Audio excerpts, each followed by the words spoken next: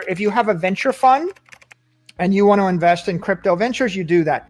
If you actually have widows and orphans treasury, you're a stodgy insurance company and you simply don't want to lose the money, you're not trying to invent something new. You don't want to juggle razor blades. What you want is just to have $1 million and put it on the network and not have everybody take it and not lose it.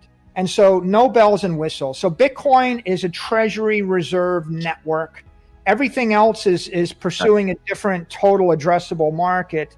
By the way, in my opinion, the addressable market for a treasury reserve asset is 100 trillion.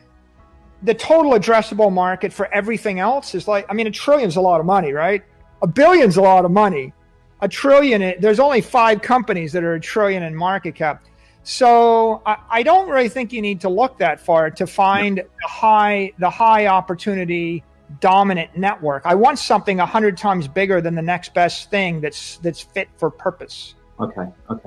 So again, let's maybe taking now down into the weeds a little bit, because I think as some of the corporates that are listening today, one of the things, and you alluded, I think, very briefly to this, was to accounting policy and how Bitcoin is held on the balance sheet.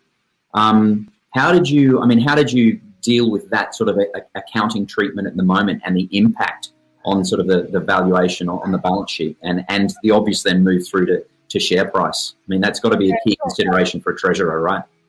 Yeah. So if you buy Bitcoin as a naked asset, if you want to own the actual Bitcoin property, right now the accounting for it under GAAP is as an indefinite intangible. So it's actually not a great accounting treatment.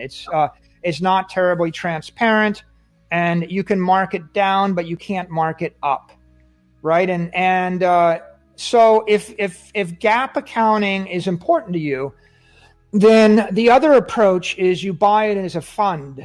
You basically buy a fund whose primary strategy is to buy Bitcoin. So if I owned a fund, then I would have fund accounting, and it's likely in that case that you get fair value accounting. Right? They both have pros and cons.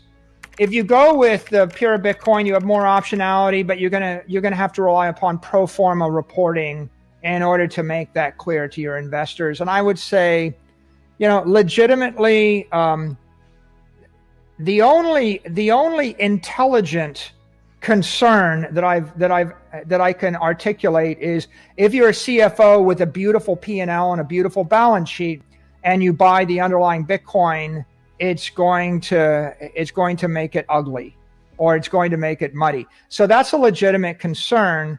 And so in that case, I would probably say you want to look at it as a fund and think about buying some as a fund. Okay.